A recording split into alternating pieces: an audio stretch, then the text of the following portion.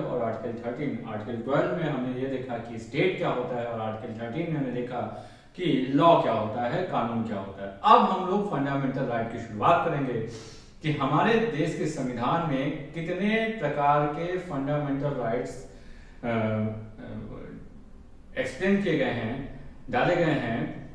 जितने भी fundamental rights हैं उनके हमारे यहाँ 6 क्लासेस में उसको डिवाइड किया गया है। 6 क्लासेस हैं इसके। एक है आपका राइट टू इक्वालिटी,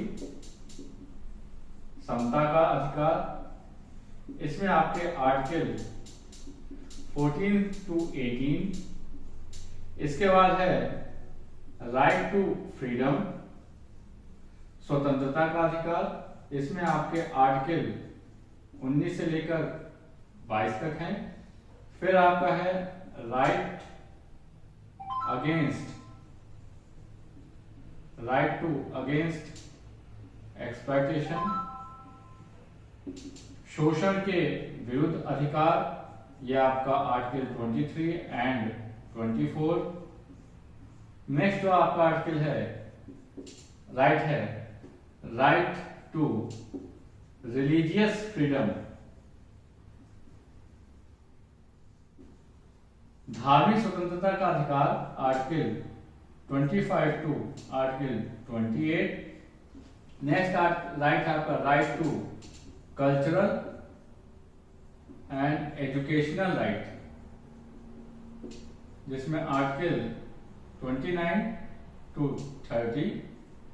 एक राइट आपका हुआ करता था 31 में, लेकिन उसको संविधान के संशोधन के द्वारा उसको हटाकर अब हम दूसरी जगह शिफ्ट कर दिए हैं।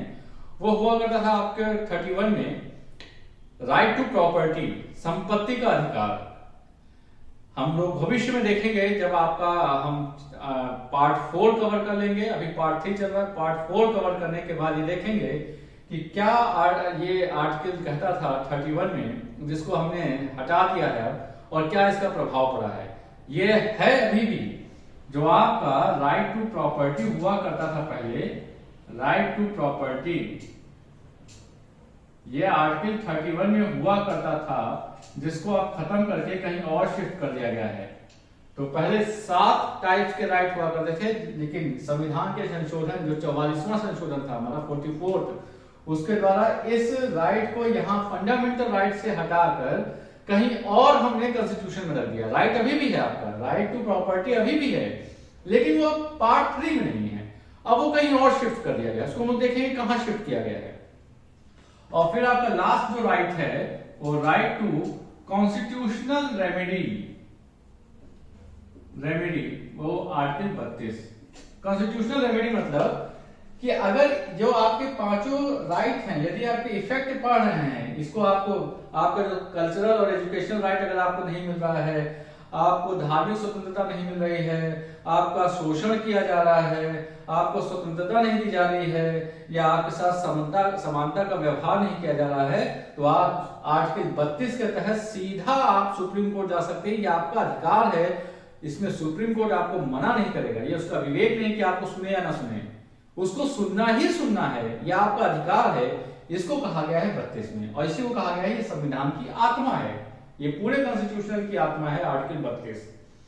तो ये जो 6 प्रकार के राइट हैं आपके 14 से लेकर 32, इसमें एक जो हुआ करता था पहले आर्टिकल 31, जो राइट टू प्रॉपर्टी, संपत्ति का अधिकार था, उसको हटाकर यहां से भाग 3 से हटाकर कहीं और रख दिया गया है आर्टिकल 300A। 300A हम लोग देखेंगे। तो अब वो केवल आपके पास एक लीगल राइट के रूप में है, विधिक अधिकार है। पहले आपके पास मूलाधिकार हुआ करता था, अब एक विधिक अधिकार हो गया है। संपत्ति का अधिकार जो पहले 31 में हुआ करता था फंडामेंटल राइट के रूप में, उसको हटाकर 44वें संशोधन से अब उसको आर्टिकल 300A में रख दिया गया है, और ये सिर्फ आपके पास अब एक लीगल राइट के रूप में रह गया है। लीगल राइट और फंडामेंटल राइट में क्या डिफरेंस है, ध्यान दीजिएगा। अगर कोई अधिकार आपके पास लीगल राइट है तो और वो राइट आपसे छीना जा रहा है, तो आप आर्टिकल 226 और आर्टिकल 32 के तहत सीधे हाई कोर्ट और सुप्रीम कोर्ट नहीं जा सकते। पहले आपको लोअर कोर्ट में जाना रहेगा। मेरे संपत्ति का अधिकार छीना जा रहा है तो मैं सीधा हाई कोर्ट या सुप्रीम कोर्ट नहीं जा सकता हूँ। पहले मैं आपके लोअर जो डिस्ट्रिक्ट कोर्ट से वहां जाऊंगा, जो सिविल कोर्ट होती है वहां जाऊंगा, वहां से फिर हाई कोर्ट अपील के थ्रू, फिर अपील के थ्रू हम अन्य कोर्ट सुप्रीम कोर्ट में जाएंगे। लेकिन अगर कोई राइट आपके पास फंडामेंटल राइट है तो मैं आर्टिकल 32 के तहत सीधा सुप्रीम कोर्ट जा सकता हूं और सुप्रीम कोर्ट को मेरी बात सुननी होगी अगर मेरे फंडामेंटल राइट का वायलेशन हो रहा है। ये बेसिक फर्क होता है फंडामेंटल राइट और एक लीगल राइट। आपके पास अगर कोई लीगल राइट है तो आप 32 के तहत सीधा सुप्रीम कोर्ट नहीं जा सकते हैं, लेकिन अगर आपके पास फंडामेंटल राइट का वायलेशन हो रहा है तो आप सीधा सुप्रीम कोर्ट जा सकते हैं कि भाई मेरे फंडामेंटल राइट मुझसे छीने जा रहे हैं, आप इनको बचाइए। और सुप्रीम कोर्ट के पास सुनना ही है आपके फंडामेंटल राइट को बचाने के लिए, इसीलिए इसको संविधान की आत्मा कहा गया है आर्टिकल 32 को। तो फिर से मैं रिपीट कर दूं कि आपके ये 6 जो राइट्स है, राइट टू इक्वलिटी, समता का अधिकार 14 से लेकर 18 तक, स्वतंत्रता का अधिकार आर्टिकल 19 से लेकर 22, 19 to 22, शोषण के विरुद्ध अधिकार, right to against exploitation article 23 और 24, धार्मिक स्वतंत्रता का अधिकार, right to religious freedom article 25 से लेकर 28, सांस्कृतिक और शैक्षणिक अधिकार, right to cultural and educational 29 से लेकर 30, राइट टू प्रॉपर्टी अब हट गया है 44वें संशोधन से 1978 में। अब ये आपके पास लीगल राइट रह गया है आर्टिकल 300A में, 300A में। फिर उसके बाद राइट टू कॉन्स्टिट्यूशनल रेमेडी, संवैधानिक उपचारों का प्रावधान है, राइट है, अधिकार है आपके पास आर्टिकल 32 में। इसका मतलब आप सुप्रीम कोर्ट सीधा जा सकते हैं यदि आपके ये सभी अधिकार आपसे छीने जा रहे हैं या गलत तरीके से उनको सीमित किया जा रहा है, कम किया जा रहा है। इसीलिए इस संविधान को, इस प्रावधान को संविधान की आत्मा भी कहा जाता है। तो ये सब एक मोटी मोटी बातें थी। इस वीडियोस में मैंने आपको फंडामेंटल राइट से संबंधित चीजें डिस्कस की।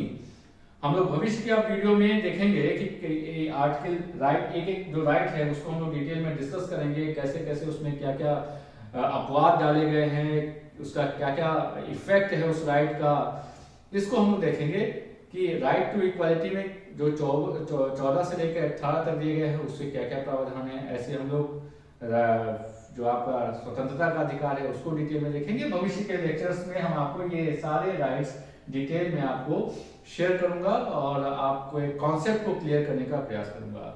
मैं उम्मीद करता हूं कि ये वीडियोस भी आपको पहले के वीडियोस की तरीके से काफी पसंद आएगा और आपके लिए बहुत ही यूजफुल रहेगा, जो फंडामेंटल राइट के जो कॉन्सेप्ट वाइज जो आपके डिफिकल्टीज हैं उसको क्लियर करने का।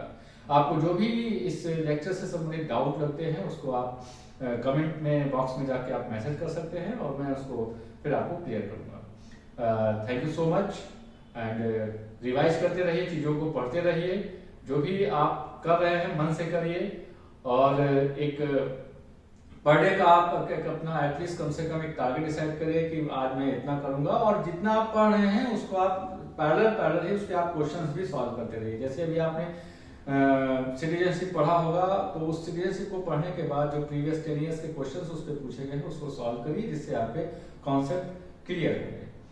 तो आप इसको रिवाइज करिए और भविष्य में फिर हम लोग फंडामेंटल राइट से संबंधित कुछ वीडियोस और भी मैं आपको शेयर करूंगा। Thank you so much. जय हिंद।